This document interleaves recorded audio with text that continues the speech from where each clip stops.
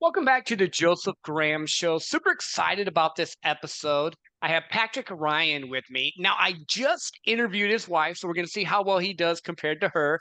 I've been married 23 years, so I always defer to my wife compared to, anyway. But I met you guys through some really cool mutual friends, Brian and Ashley Bogart, who are amazing people. But today's about you. So I want to find out a little bit more about who you are and who you help. Yeah, man. Nice to get to meet you and follow my wife. Yeah, so my name is Patrick Ryan. I am one of the co-founders and co-owners of Aware Fitness Coaching, and my wife and I help high-performing helpers say fuck you to the mainstream fitness industry. I love that. You said that so brilliantly. Like, I like that it was just direct and to the point. Because when I was talking to her a little bit, we were talking about like nutrition and like there's no rules. And I'm always talking about waking up to a life you love living. So, what does it mean to you to say fuck you to the mainstream industry? Mhm. So can you repeat that? You broke up on my end as soon as you started that segment, Joe. Yep. Yep. Let's do this. I'm going to hold on, give me 2 seconds. Cool. I made a note. Okay, cool. I'll just cut that little spot out. Okay. So, what I wanted to say was this. What do you mean when you say fuck you to the mainstream industry? Because most of the time, everyone has their little walls, their little things, their little do's, their little don'ts. And like I was saying before, when I even in the conversation I had with your wife, it was like this. I love the approach of there's not certain rules as much as waking up to a life you love living. Okay, I can dig that. Yeah, so a lot of it comes from the background of for myself. I have been a part of, my origin story in the fitness industry has roots in the mainstream fitness industry. So I worked in a big box gym. I got that experience, and I, over time, was able to see how flawed that industry is when it comes to not actually helping people get to where they need to go goal wise, whether that's weight loss, performance, whatever that might be.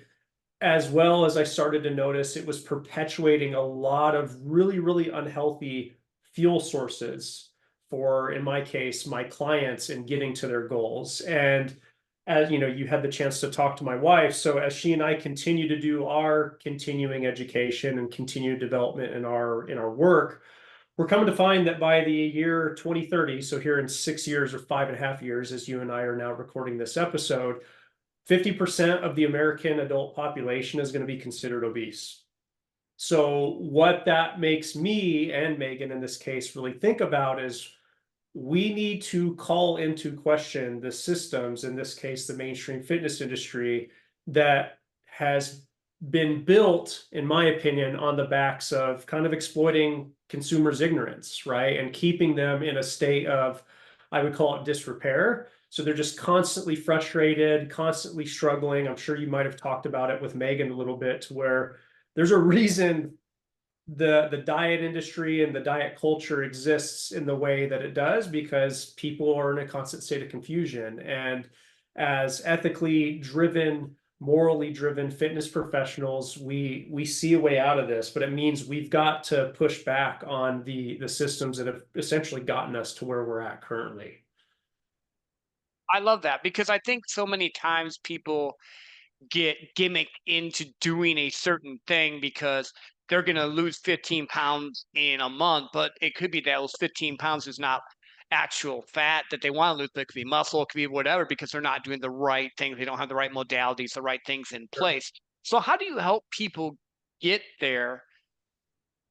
Yeah, it's a good way, good question, man. You know, one thing that you made mention just now that really made me think about it, it's acknowledging the how you want to get there. And what I mean by that is what's so common in the fitness industry at large. And by the way, Megan and I have both been victims to that continuum of experience that you had just talked about, right? Like, because what seems to be the most loud in the industry are the gimmicky things. It's the very on-off switch kind of way of taking care of your nutrition and your fitness. So very transactional, I guess you can say. So what my wife and I really focus a lot of attention and energy on is the relationship or relational component to things, right? So we usually put it as it's a people-centered approach. You know, using you as an example, given that you and I are talking here today, I've got to take a genuine interest in who you are, what your family dynamics are, what part of the world you live in, what cultural kind of traditions live in and around your food habits, your exercise habits, your resting habits, before I or Megan in this case make any kind of adjustment or recommendation to what you're currently doing.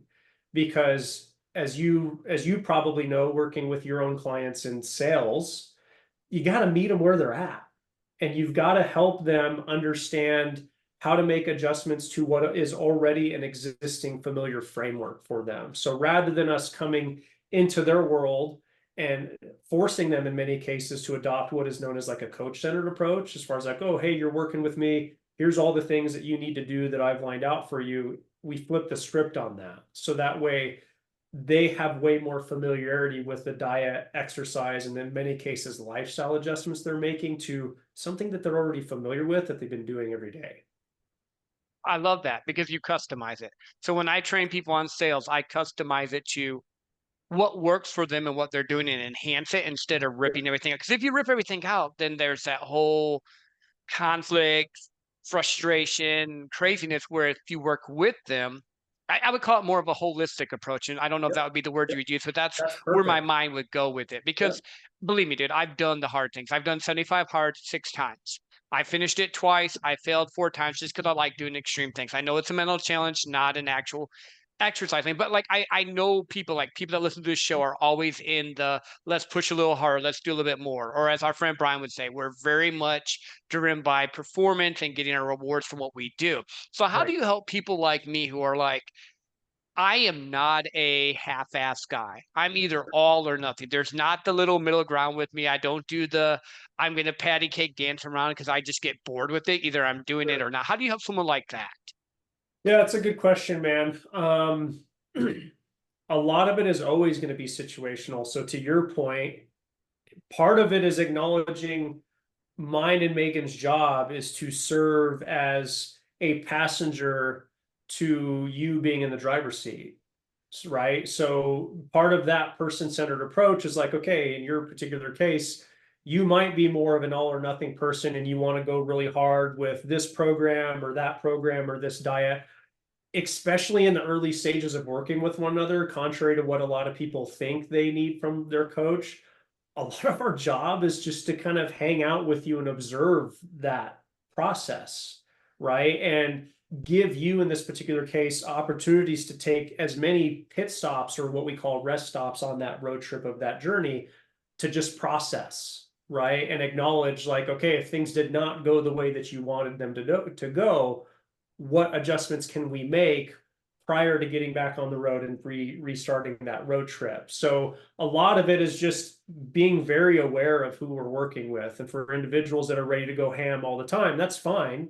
We'll give you space to do that while also adding in a little bit of nuance to how can we tease out some lessons learned from this experience. So that way, let's, you mentioned save for 75 hard, right? So that way, in the event that 75 hard doesn't go perfectly all 75 days, there's still so many lessons that we can pull from that quote unquote failed experience that you can still have in your back pocket that lets you know that you still won. Does that make sense?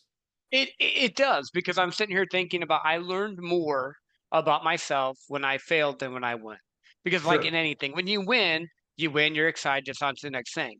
When you try something and you don't succeed at it, then you can evaluate where you're at, what you did, maybe why certain things happen, and then you can expand and grow from there. Like, Exactly. yeah, the first time I did 75 hard and conquered, I just wanted to conquer. But then after I was doing, it, I was like, oh, wait a minute, that's not the point. The point is are you learning? Are you growing? And I think so many Sure. times we get caught in the minutia or thought process of it's all or nothing. I know I just said I'm an all or nothing guy, but I also understand either I'm winning or I'm learning and growing. And I like that approach. Yeah, because at the end of the day, and you touch on a really important point as far as wanting to challenge yourself, right? And I think that's what gets people there's a couple of things. I think that's one of the big things that gets people interested in pushing themselves really hard, in conjunction with, you do have a large subset of individuals who have maybe not done anything for maybe 6 months, a year plus, and they're kind of tired of it. And that helps get some momentum going. The key distinction part of answering your question earlier, is helping people adopt that resourceful mindset that you seem to already have, as far as like, even if I don't get this perfect all the way, I am still in a resourceful enough state of mind to where I can acknowledge there's no such thing as failure, only feedback. So you're not beating yourself up over the fact that you didn't finish it. You're like, it didn't work out. However, what did go well? And you can take that with you, which I love that that's where you're at. And I hope more people can, take that glimmer of wisdom and put that in their back pocket. Well, it's taken me a long time to get here. Again, Oh, it's remember I told you all of I'm us. super high Yeah. performance. I've been in sales, and if you understand sales at all, sales is a very cutthroat, you Mhm. win or you lose kind of mindset. But after growing and learning and developing and doing a lot of inner work, it's Yep. ended up to a point where like, okay, cool. It didn't work out how I wanted, but what can I get benefit from? Because everything in life in my mind is a choice. Either I can be happy about it or sad, learn or be frustrated. I don't like being frustrated. I don't like being in the negative so much. So I've it's taken a long time for me to get to that point. Um, Yeah. but with this, with helping people get in movement and get in flow, when you're approaching someone to begin with, do you start with the nutrition first, or do you start with them just getting into movement? What's your guys' take on that? Great question, man. So at least at this stage and season of our coaching practice, about 85 to 90% of the clients that do come to work with us, we start them with nutrition. So I guess you could say it's more of a two-parter. It's nutrition and lifestyle assessment. And the reason that is because when we take the time to pause and kind of take a step back and assess the behaviors of our day-to-day life, you will be spending more of your time, energy, and resources focusing on food preparation, shopping for food related decisions than you will be exercising. And I say that as a personal trainer, right? The guy Yeah. who does the movement type stuff. However, this is where Megan and I have a lot of fun leveraging her background as a registered dietitian, because that gives her the opportunity to guide individuals through what is called medical nutrition therapy. So if you have an autoimmune disease, if you have any sort of medically diagnosed issue, she can treat that with medical nutrition therapy. So we start there because there's a lot of people we've worked with to this date that have some sort of irritable bowel syndrome, some sort of a food allergy, food intolerance that they don't know of at all. And Megan's able to help guide them so that way she and I are giving them a solid base to work off of. So that way, when we sprinkle in movement, they're actually not having to push themselves as hard as they thought they needed to with exercise. So it's about building that foundation around nutrition and lifestyle habits first, and then adding movement in. No, I love that because most of the time when I hear of exercise routines or diets or workout plans, everyone pushes you have to lift weights, you have to do the walks, you have to Sure. do this. And then they have this little, oh, follow this diet, but they don't really focus on the diet. They focus on Right. the I would call it the vanity metrics, because guys want to have the muscles, girls want to have the abs or whatever that is. I'm just throwing out Sure. there. I don't know what everyone. Yeah. I'm not a personal trainer. I just know Yeah, you're I good. want to live long, and I want to, when I'm like 80, 90, be able to throw my kids in the pool or throw my grandkids in the pool, still go Yep. hiking, still do something. I'm looking at longevity at this point. When I was 100%. younger, I thought the idea of being ripped was great, but now I don't Sure. think I really have the patience to want to get a six pack. I just want to be healthy and live long. Well, yeah, and it ties into you getting a deeper sense of what you actually value. And you said something that was really important as far as, and I'll quote my buddy Chip Conley. He said something similar. He's like, we need to be willing to ditch short-term vanity and adopt long-term maintenance.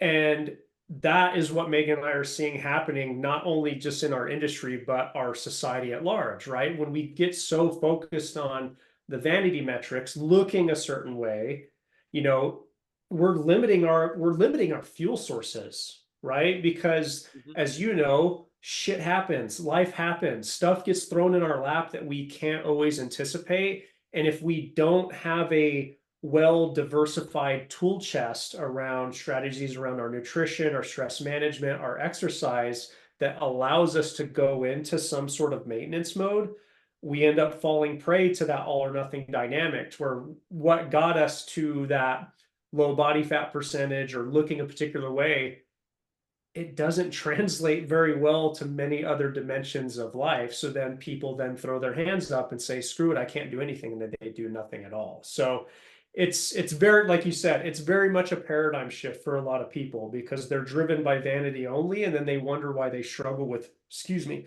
why they struggle with staying consistent with their exercise and their nutrition. Yeah.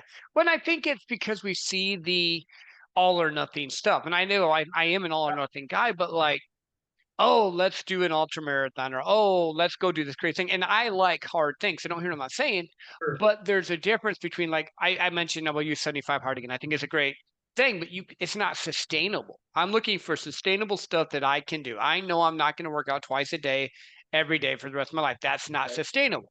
But if I can work out 3 to 4 times a week and do stuff that's going to make me happy and change it up, that's sustainable. And I think it's about balance and waking up to a life you love living. Now, Mhm. as you age, because I know you're more the movement guy as well, as you age, are there different exercises and things you can do that are better for longevity? Or because like to give you an idea, I weightlift right now. I kickbox some, and what I mean by kickbox, I hit like a tire or tier bag. I go do like the workout at like a gym. I don't get punched in the face because that's not good for me. Right. I walk and I hike. Those are like the things that I do. But are there certain exercises as you get older that are better for you to do, or is it just depend on the person? Yeah, man, that's a good question. Ultimately, I break it down into a very, very simple formula. And that formula is something is better than nothing. And you said it sounds like it's built within your lexicon. Is living a life worth living, or what was your phrase that you used?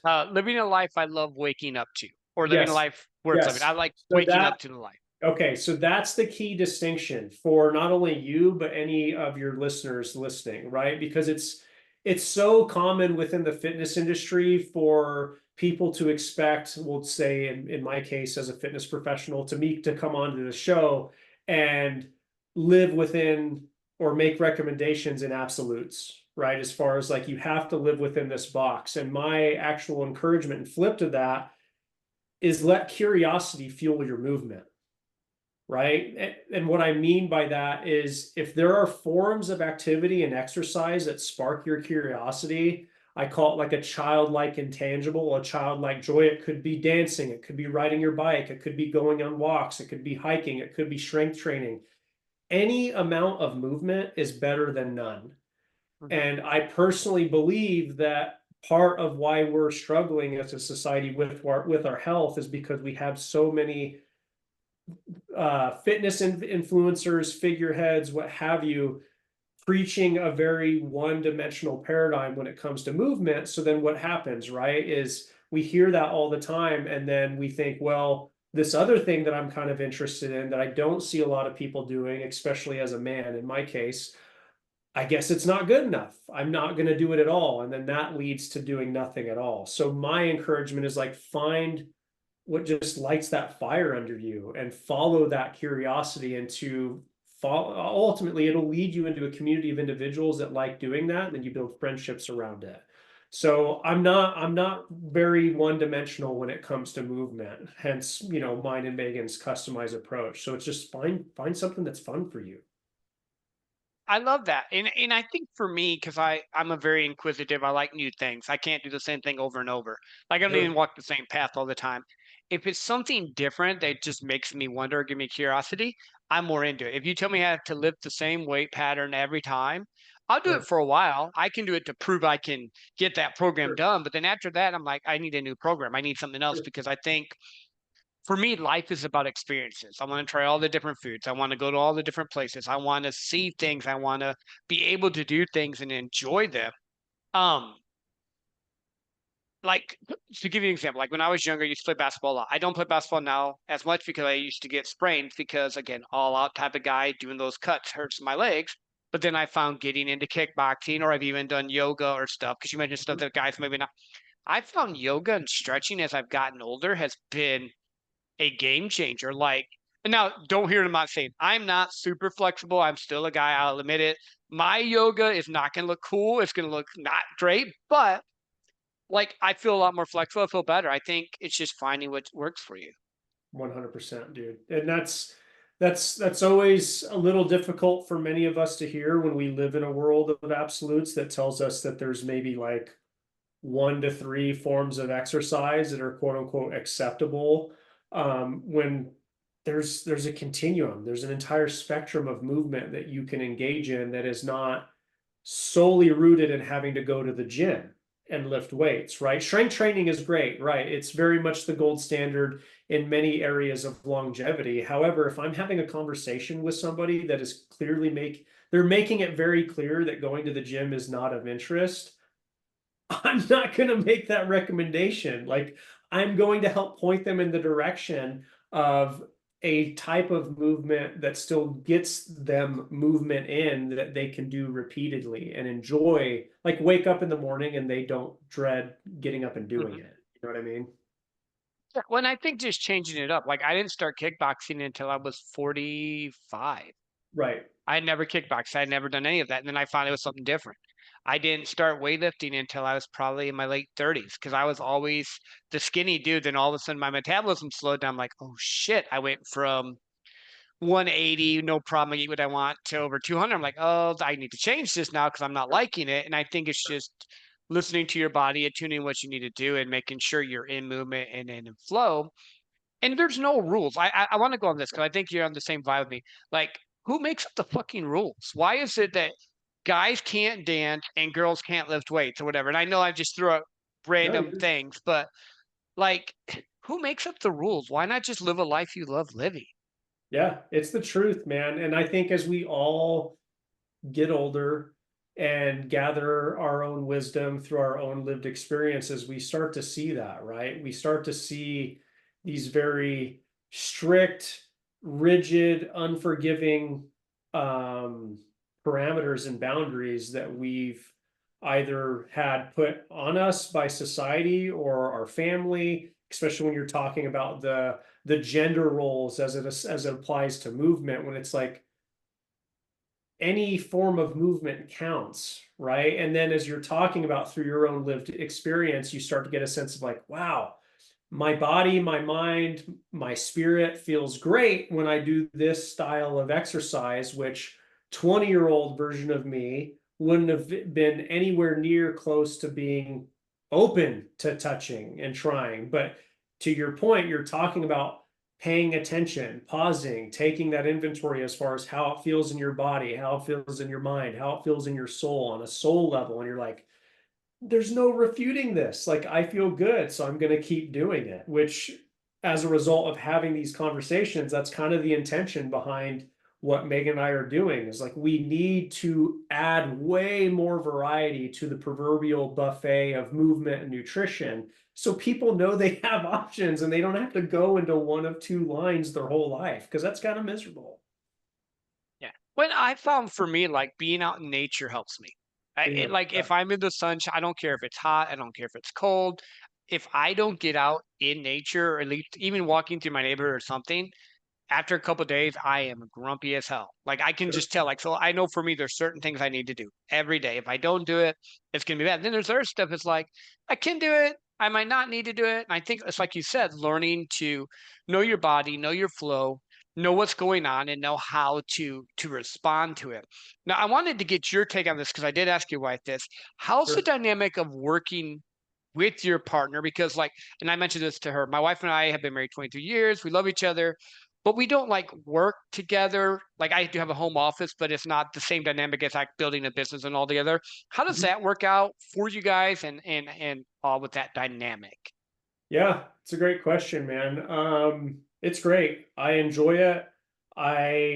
It's really, really fun, especially now that Megan's done with school. You know, this summer will mark 2 years since she's completed school at the University of New Mexico to become an actual registered dietitian. So it's been fun. She challenges me in a whole number of ways, and she's very organizational operations minded because that's kind of who she is and that's what is needed in her line of work because most registered dietitians work in a hospital setting. They're not necessarily doing what she and I are doing. So there's that component as well as I don't have an issue seeing her every day, all day. You know what I mean? We've had conversations with other friends of ours that are just like, I couldn't do that. And for me, and my guess is she probably echoed something similar during your interview with her, is just for us, we don't really like the idea of like, okay, we'll go spend 40 plus hours a week working a job, going to, some other location. And then maybe we get 2 to 3 hours every evening to spend with one another. Whereas now, during the workday, we're still talking about work stuff, but I'm able to learn so much from her as a registered dietitian when it comes to what kind of care she's providing for our clients.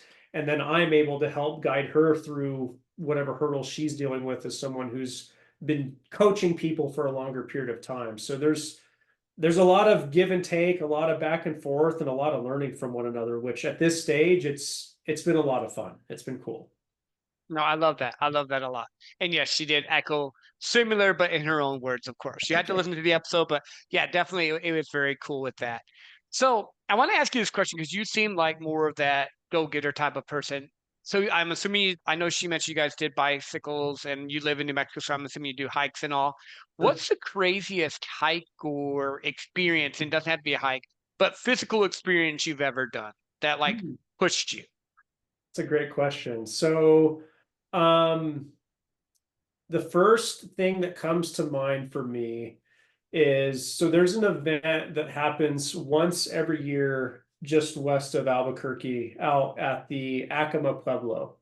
So it's called the Tour de Acoma. And 2 years ago, Megan and I, and it's a road biking event. It's a fundraiser for the Pueblo, where one day out of the year they open up the roads to the Pueblo for whoever participates in that event to ride through that area, which it's absolutely beautiful. It's breathtaking.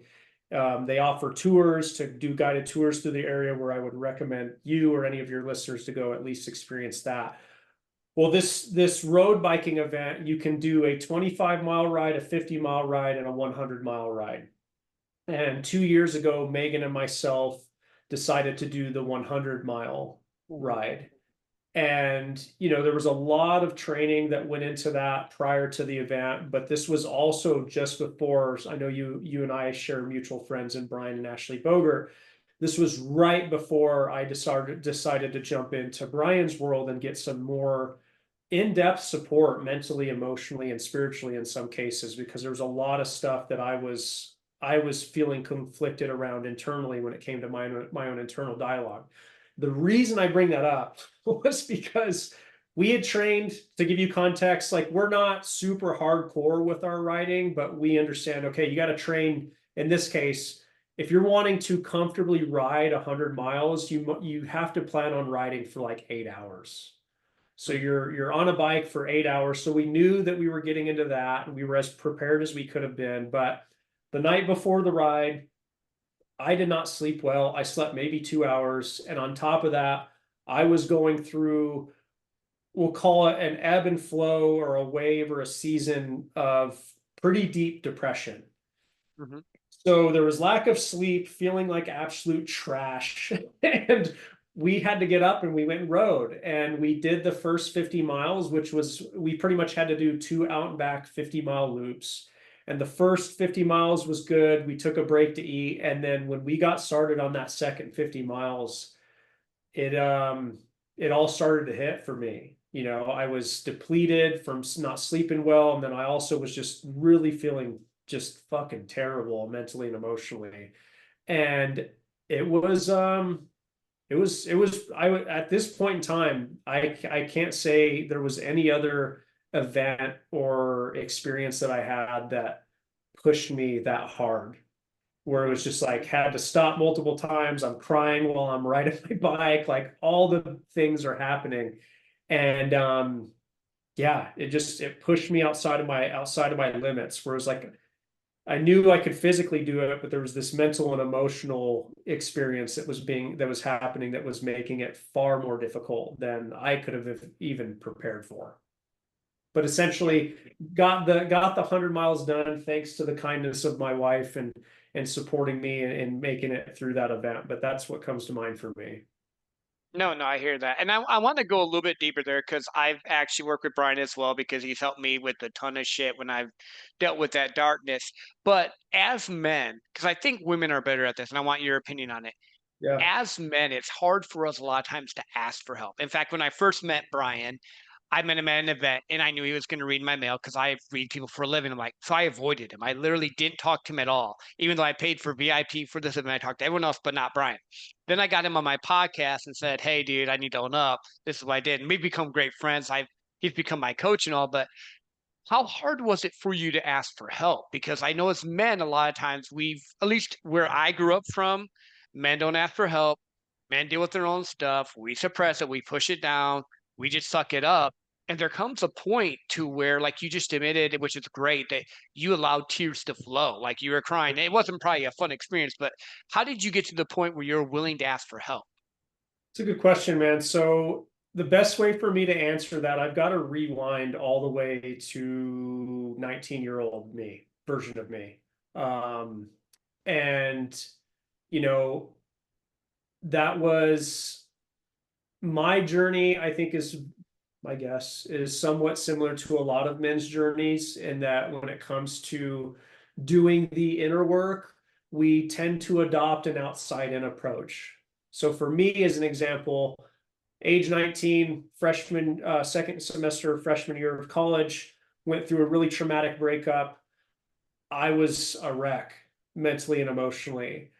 However, during that point in my life, the only way that I knew how to handle and cope with that experience, amongst all the other stuff I was going through in college at that time, was to just dive into exercise.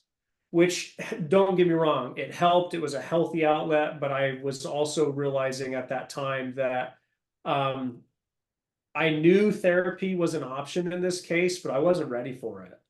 Like it just was, there's this stigma tied into it, as well as all this internalized shame that I carried around asking for help and acknowledging I'm not okay, right? Because we walk around the world acting as if we're perfect and we've got everything Yep, figured yep. out. So I went almost 10 full years going through that outside in approach. And as a health professional, I'm doing everything I can to check the boxes to making sure I'm living my day in a way through my eating, my sleep, my exercise primarily that should be making me feel better, right? And it was definitely checking a lot of boxes, but there was just this almost like, I don't want to call it thorn in my side, but there was just this piece of me that was not being taken care of. And I didn't know exactly what it was. And it wasn't until at the age of 28, which was when Megan and I started dating. We were long distance for almost the first year of our relationship. And we had a pretty big blow up at the time that was triggering a lot of familiar patterns of behavior that I had exhibited in previous relationships. And knowing what I knew as far as mine and Megan's relationship, it was kind of reflection back of like, okay, I've done the exercise route, I've done the nutrition route, I've done some of the other coaching routes. I need to just go find a therapist, man. Like Mhm. I gotta go do this. I gotta lean into it because at that point, I was in probably the worst space I ever was in mentally and emotionally. And, in that case, it took a blow up in mine and her relationship for me just to kind of look in the mirror and be like, okay, I just need to add more support. I've got to be willing to go through that trial and error. So that's what happened for me. It was just like as a health professional, I didn't deal with any kind of substance abuse or anything like that, which is common, but you could say I abused exercise in more ways than one. I really pushed myself really hard in my 20s to try to cope with what was going on and was just realizing, okay, I got to let go of worrying about what other people are going to think about me, mainly other men, and acknowledge that it's okay to not be okay. And I've got to get help. Right. No, I love that. Thank you for sharing that too, because I Yeah. know that's not always the easiest, but one of the things that I want men to understand is that it's Yeah. okay. Because I think a lot of times, again, you and I are the same in this. You are super highly performance based. I'm just assuming from our Sure. conversation, you're an alpha, you're a go getter, you're gonna attack a challenge and take care of it. So learning how to let go and ask for help is a hard thing to do. It took me a long time. Like I mean, I knew Brian for almost 2 years before I was like willing, and I had to get to the point where I would trust to let someone else in. So no, I love that. I love that you're doing that, and I just want men to know it's okay to do because I think there's still that stigma out there. Women are good at asking each other that type of thing, or at least looking for help. Us men are like, I'm glad you did the exercise. A lot of people do drugs, a lot of people do sex, a lot of people do alcohol, whatever that is, because of those pressures and Yep. that formulation.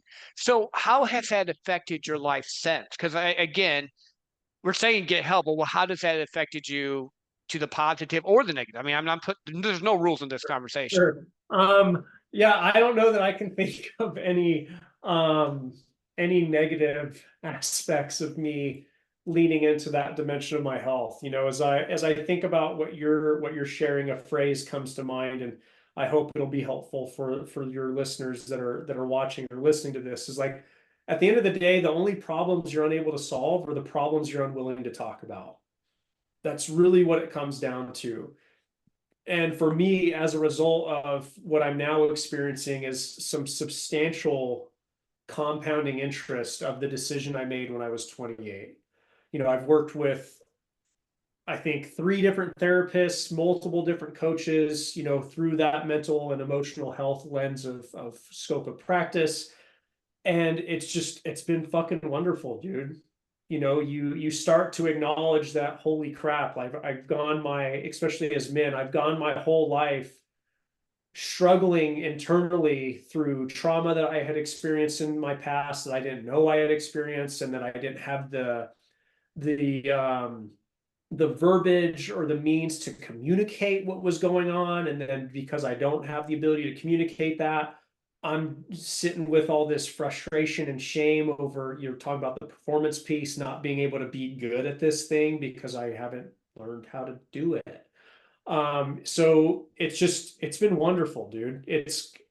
Brian's a good example. There's no way I would have worked with an individual such as Brian, our mutual friend, if I had not reached out for help when I was 28 years old and realized, oh, there's multiple levels to this mental and emotional work. And I've seen how it's impacted my general day-to-day well-being. My relationship with my marriage with my wife is much better as a result of it. I'm able to be a better friend. I'm able to be a better brother. I'm able to be a better husband. I'm able to be a better coach, right? Like, because at the end of the day, when you're helping, much like you do, as a coach, you're helping guide people through behavior change, whether it's sales, whether it's nutrition, whether it's exercise, but that behavior change always has a mental and emotional component to it.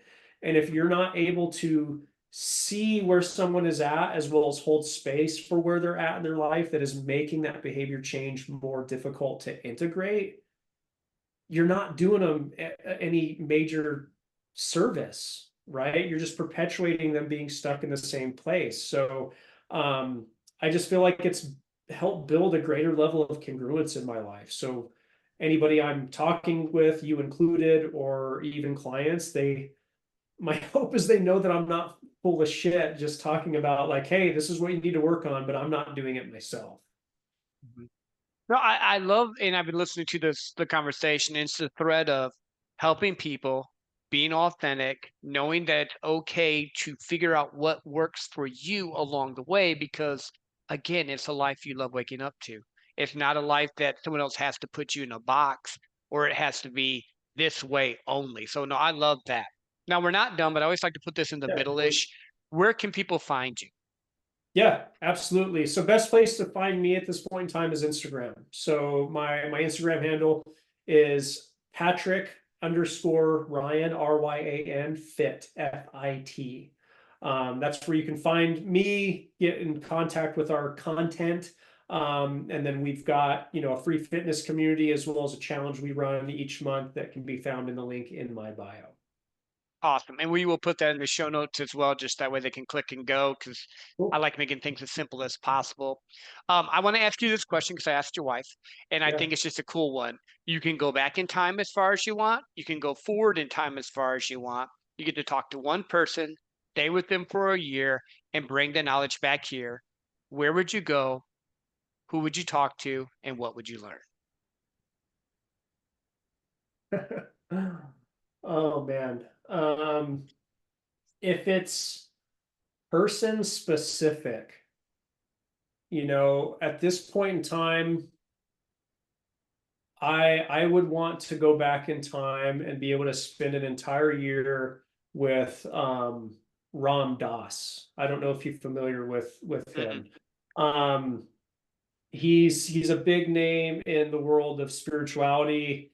A little bit of context on him. I can't remember we'll call it his default world name. He used to be a professor. I believe he was a professor of psychology at Harvard during, I believe it was like the 60s or the 70s, when psychedelics were becoming more of I wouldn't say mainstream, but a counterculture thing. And he was starting to study it in some capacity. And long story short, he decided to quit working as a professor at Harvard and pursue a different avenue in the world of spirituality, world of personal development. And his message overlaps with a lot of, it sounds like, what you're into when it comes to the type of work that you want to do, the type of person you want to be, and the type of impact that you want to have on the world. Because one of the quotes that always resonated with me that he had shared is, essentially, at the end of the day, we're all just walking each other home. That's what this life is. As we get older, we start to realize, oh, I'm not going to be here forever. I can either let my ego run this entire race, and I can spend all my time, being forceful and holding my thumb over people's heads, or I can acknowledge they're headed to the same place that I am, and I can treat them with love, and I can treat them with kindness, and I can treat them with humility. So I would love to go back in time and spend a year with Ram Dass and just be part of his world for a little bit. Oh, that's cool. Yeah, this is the first time you've mentioned it. Someone's mentioned someone I didn't know. I will look him up now because I never heard of him. Like I understand like the culture thing, the plant medicine, all that type of stuff. Sure. I'm into like breath work, and I'm definitely more spiritual now that I've gotten older than religious. Like when I was on a show recently, and it was my show actually, and I just told the person like, if you don't challenge your beliefs, are they really your beliefs? Like Right. if you just are you if you're and I'll use my background. If I was just a Christian and I never challenged it, is it really my beliefs or was it just given to me?